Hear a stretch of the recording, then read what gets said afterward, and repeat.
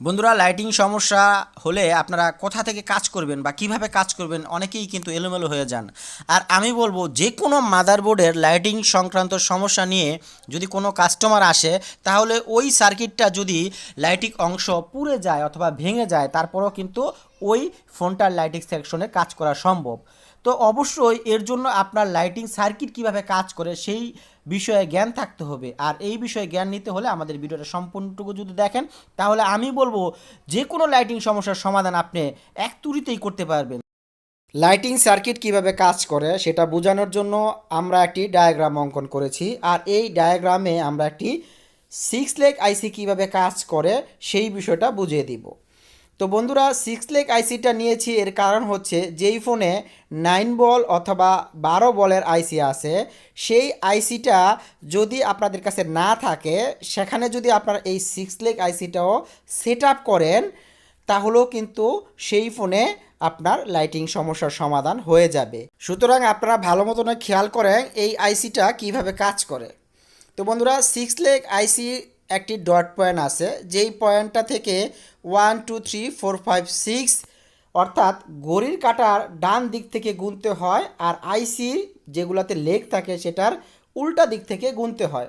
তো সেই হিসাবে এই আইসির যেই 6 নাম্বার এবং 4 নাম্বার পিন আছে, সেই পিনে একটি ভোল্টেজের প্রয়োজন হবে, যেই ভোল্টেজটা ডিসি টু ডিসি বা চার্জিং আইসি থেকে একটা ভোল্টেজ 3.7 থেকে 4.2 ভোল্টেজ চলে আসবে এবং 6 থেকে 4 লেগের মাঝামাঝি একটি সিরিজ লাইন হয়ে একটি বুস্ট কয়েল ব্যবহার করা হবে। এরপর 4 লেগ থেকে সরাসরি মাদারবোর্ডের ডিসপ্লের কানেক্টরে একটি লাইন চলে যাবে, যার মাঝখানে একটি ডায়োড ব্যবহার করা হবে। সেই ডায়োডটি অবশ্যই ক্যাথোড লাইনটি ডিসপ্লে কানেক্টরের দিকে হবে। এমনকি ডায়োডের পরে একটি ক্যাপাসিটার গ্রাউন্ডের সাথে সম্পৃক্ত থাকবে। অনেক সময় এখানে ক্যাপাসিটার আরও বেশি সংখ্যক থাকতে পারে। তো বন্ধুরা, ক্যাপাসিটারটি অবশ্যই 50 ভোল্ট সহনশীল ক্যাপাসিটার হতে হবে। সেটা কত মানের সেটা আমরা ভিডিওর শেষের দিকে বলে দেব। তো বন্ধুরা, আমরা যদি ডিসি মিটার দিয়ে এখানে ভোল্টেজ রেঞ্জে মাপি মোবাইল বন্ধ অবস্থায় বা অফ কন্ডিশনে, তাহলে কিন্তু আপনারা এই যে এখানে খেয়াল করেন, এখানে আপনারা 3.7 বা 4.2 ভোল্ট পাবেন, এখানেও সেম ভোল্টেজ পেয়ে যাবেন, ঠিক এখানেও 3.7 ভোল্টেজ পেয়ে যাবেন। এটা কিন্তু বন্ধ বা অফ কন্ডিশনে পাবেন। আর এটাই হচ্ছে ডিসপ্লের এলইডি বা পজিটিভ লাইন বা অ্যানোড লাইন। এরপরে ডিসপ্লে জ্বলার জন্য অবশ্যই একটা নেগেটিভ বা মাইনাস লাইনের প্রয়োজন হবে। সেটা এই লেগ আইসির 1 নাম্বার যে পিনটা আছে, এই পিন থেকে সরাসরি চলে যাবে ডিসপ্লে যেই মাদারবোর্ডে কানেক্টর আছে এটার ভিতর। আর এই লাইনের মাঝে একটি রেজিস্টর ব্যবহার করা হবে, যেটা গ্রাউন্ড আকারে সম্পৃক্ত থাকবে। আর অবশ্যই এই রেজিস্টারটার ভ্যালু হবে 10 ওহমস।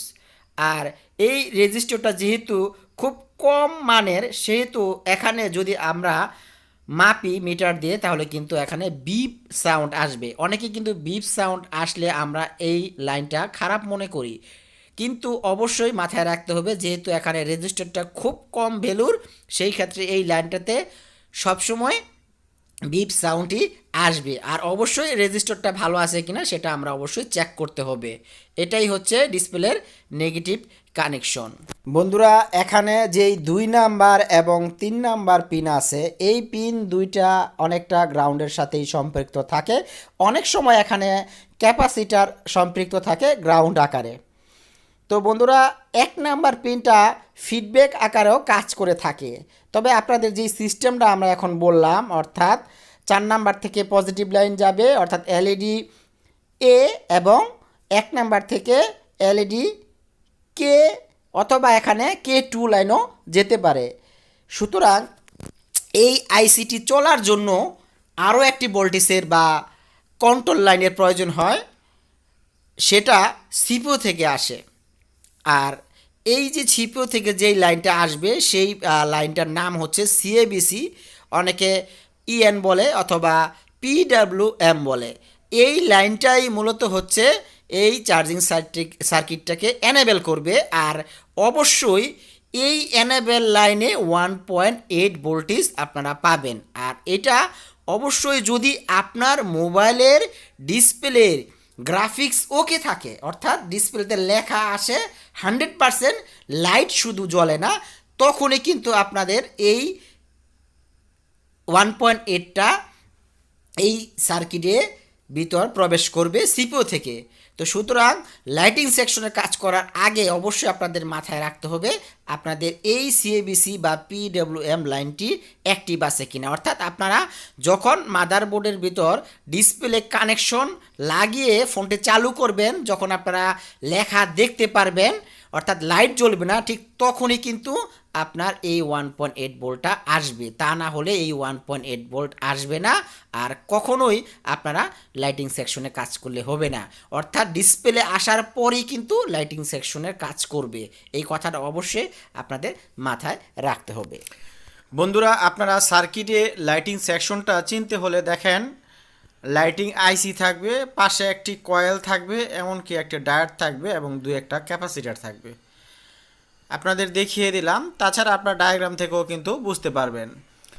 স্কেমেটিক থেকে যদি আপনারা খুঁজতে চান তাহলে এলইডি এ অথবা এলইডি K1, এলইডি K2 এগুলো লিখলেই পেয়ে যাবেন, অথবা পিডব্লিউএম অথবা সিএবিসি এই লেখাগুলো লিখে যখন সার্চ করবেন তখন কিন্তু স্কেমেটিক থেকে আপনারা বুঝতে পারবেন। বন্ধুরা, লাইটিং সার্কিট হিসাবে যে আইসিগুলো ব্যবহার করা হয় আমাদের মোবাইল সার্কিটে, এর মধ্যে 6 লেগ আইসি বা 6 লেগের আইসি দুই প্রকার হয়ে থাকে, দেখতে পাচ্ছেন। আর D6 D8 নামে 12 বলের একটি আইসি হয়ে থাকে, অর্থাৎ যেখানে D6 থাকবে সেখানে D8 ব্যবহার করতে পারবেন, D8 থাকলে D6 ব্যবহার করতে পারবেন। আর D9 9 বলের আইসি। আর ভালো মতন খেয়াল করেন PMI XXX, মানে এই XXXে কিছু সংখ্যা বসবে, PMI লেখা থাকলে কল্পাং সংক্রান্ত আইসি। এটাতে আপনারা অনেক সময় অর্থাৎ এখানে লাইটিং সেকশন পেয়ে যাবেন, আবার অনেক সময় নাও পেতে পারেন। কিন্তু PMA এবং PML এই দুইটা কোয়ালকম সংক্রান্ত বা যেই আইসি থাকবে এগুলোর ভিতরে আপনার পাওয়ার সংক্রান্ত কাজ ছাড়াও লাইটিং আইসি বা গ্রাফিক্স আইসির কাজ করবে।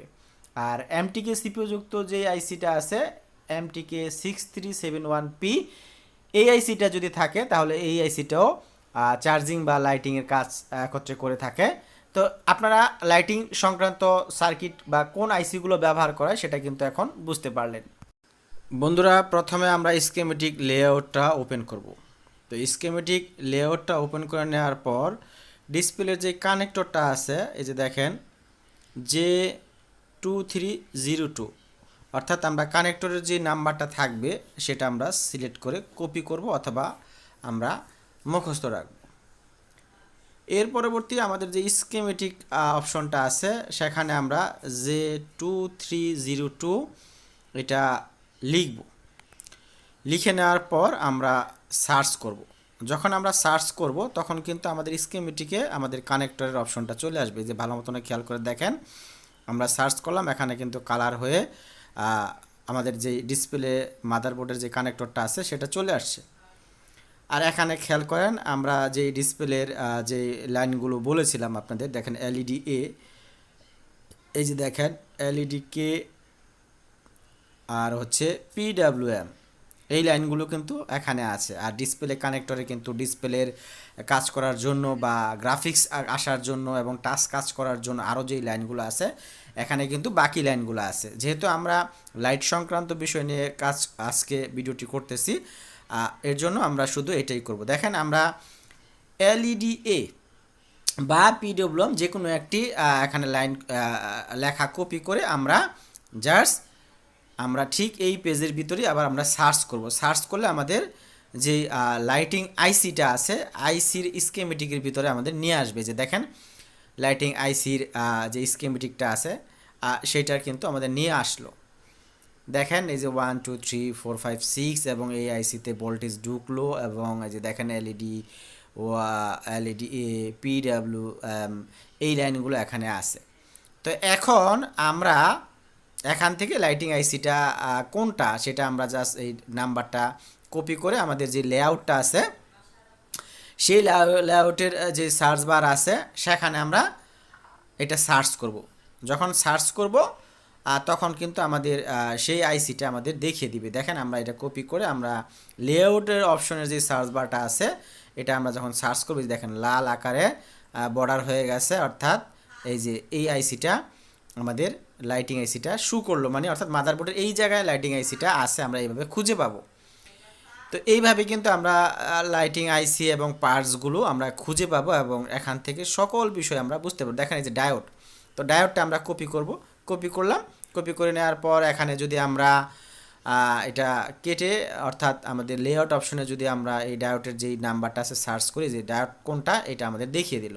অর্থাৎ লাইটিং আইসির ভিতর যে ডায়োডটা ব্যবহার করা হয় সেটা কিন্তু এই যে এখানে আমাদের দেখিয়ে দিচ্ছে। ঠিক এইভাবে আমরা যদি এখানকার প্রত্যেকটা পার্টস মানে আমরা চেক আপ করি, তাহলে কিন্তু আমরা পেয়ে যাব। এই যে দেখেন এখানে যেই ক্যাথোড লাইনের যে 10 ওহমসের রেজিস্টারটা আছে সেইটা আমরা এখন কপি করব। তো দেখেন, আর এটা কিন্তু সম্পূর্ণ আমরা মোবাইল দিয়ে দেখাইছি। মোবাইল দিয়ে কীভাবে স্কেমেটিক ব্যবহার করতে হয় সেটার একটা টিউটোরিয়াল আমরা দিব, কিন্তু স্কেমেটিক কীভাবে ডাউনলোড করতে হয় প্রসেসিং নিয়ে আমরা অলরেডি একটা ভিডিও করেছি, আপনারা হয়তো অনেকে দেখেছেন, না দেখলে আমাদের ভিডিও আগের ভিডিও দেখেন, তাহলে আপনারা বুঝতে পারবেন। তো এই যে দেখেন আমরা এখানে আবার যেই নাম্বারটা কপি করলাম, এখানে আমরা সেই নাম্বারটা এখন আবার পেস্ট করে সার্চ করব। তো বন্ধুরা, আপনারা যদি এইভাবে কাজ করেন তাহলে কিন্তু প্রত্যেকটা সেকশনের কাজ A to Z কমপ্লিট করতে পারবেন। আপনারা কোনো প্রকারের সমস্যা নিয়ে কোনো কাস্টমার আপনার দোকান থেকে ফেরত যাবে না। এই যে দেখেন এরকমের লাল কালার হয়ে যাবে। তো স্কেমেটিকের আসলে কিভাবে অ্যাকুরেট মানে রিডিং করতে হয় স্কেমেটিকটা বা ডায়াগ্রাম কীভাবে বুঝতে হয়, সকল বিষয় নিয়ে আমরা পরবর্তী ভিডিও করব। তো এখানেই রাখবো। আল্লাহ হাফেজ।